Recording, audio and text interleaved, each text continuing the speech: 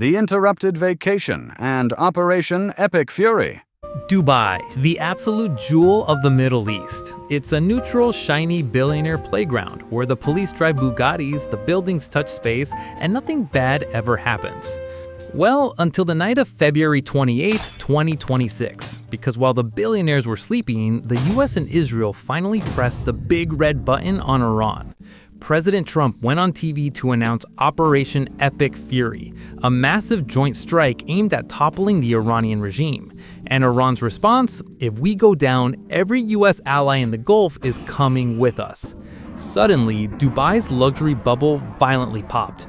Plumes of smoke were seen rising right next to the massive Burj Khalifa. The sky was literally raining fire. A drone directly hit the grounds of the five-star Fairmont Hotel on the famous Palm Jumeirah Island. Imagine paying $2,000 a night just to have your vacation interrupted by World War III. By morning, Dubai International Airport, the busiest in the world, completely shut down. 700 flights canceled. Even the Italian defense minister got stuck there. The safest city on Earth is now a war zone. Chapter 1. The Missile Rain and the Red Sky. So Iran's response to Operation Epic Fury wasn't just a strongly worded letter to the UN. It was a massive, terrifying wave of exactly 137 ballistic missiles and 209 drones fired directly at the UAE. The UAE's air defense systems had to work the hardest shift in human history. The night sky over Dubai and Abu Dhabi instantly turned into a chaotic video game of Patriot missiles trying to intercept a swarm. Most of the projectiles were intercepted, but here's the terrifying part about physics. When you blow up heavy metal in the sky, the flaming debris still has to come down. And it came down hard. In Abu Dhabi, falling debris hit multiple residential neighborhoods, like Sadia Island, tragically killing one person. But in Dubai, the debris found the most expensive targets possible. A direct strike hit the world-famous five-star Fairmont on the Palm Jumeirah, setting the entrance on fire and injuring 4. Even the iconic sail-shaped Burj Al Arab caught a minor fire on its outer facade from an intercepted drone. And if you thought you could just book a flight and escape, nope. Dubai International Airport sustained actual damage from the strikes. Flights were completely suspended, leaving thousands, including the Italian defense minister, trapped in a billionaire playground turned war zone. Chapter 2.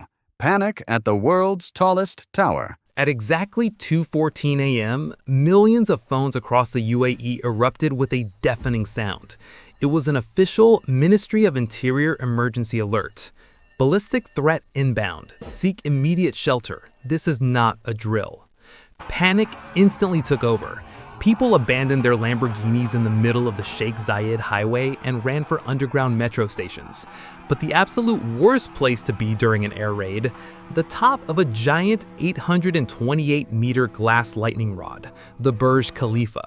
Standard protocol during an attack, elevators are disabled. That means if you live in a luxury penthouse on the 150th floor, congratulations, you now have to walk down 2,909 steps in your Gucci slippers. The stairwells turned into a chaotic mix of crying billionaires, exhausted tourists, and of course, TikTok influencers live streaming their evacuation. Hey guys, GRWM, World War III edition. Don't forget to use my discount code for survival gear.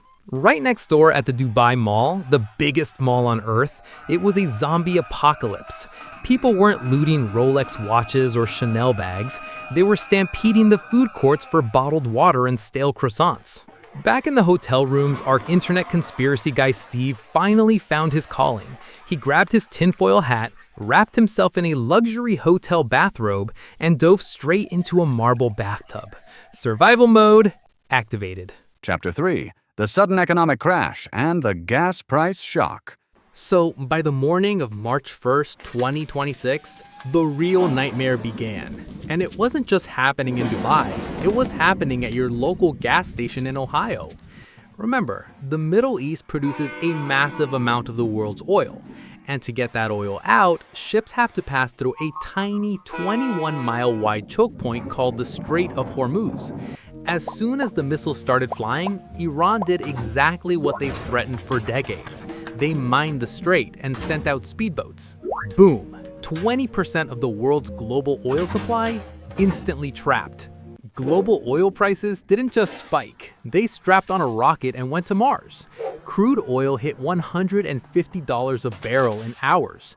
In California, gas prices hit $12 a gallon. People literally started riding horses to work. The Wall Street started at 9:30 a.m., looked at the news, and immediately pressed the panic button. The Dow Jones plummeted 2,500 points. Stockbrokers were practically throwing their monitors out the window. Even the crypto bros panicked, because it turns out when there's a threat of a global world war causing internet blackouts, you can't throw a Bitcoin at a ballistic missile. The ultimate safe haven of Dubai was paralyzed. The global supply chain was on fire, and the world economy just got a massive black eye. The chain reaction was complete. Why World War III is secretly good for Bitcoin. The Middle East is on fire. The stock market just jumped out a window, and gas costs more than your first car.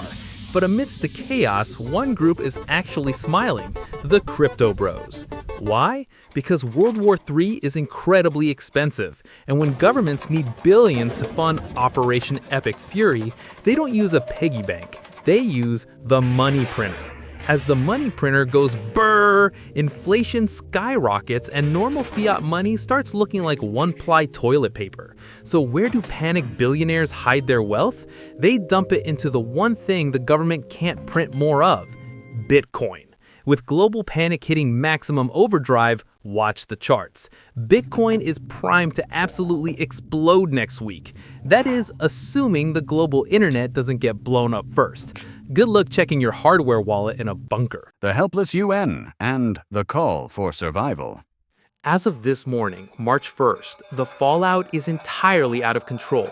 The UN Security Council immediately called an emergency panic meeting in New York, which basically means 15 diplomats sitting around the giant table screaming, "What do we do?" while the UK makes tea and France just cries quietly into a baguette.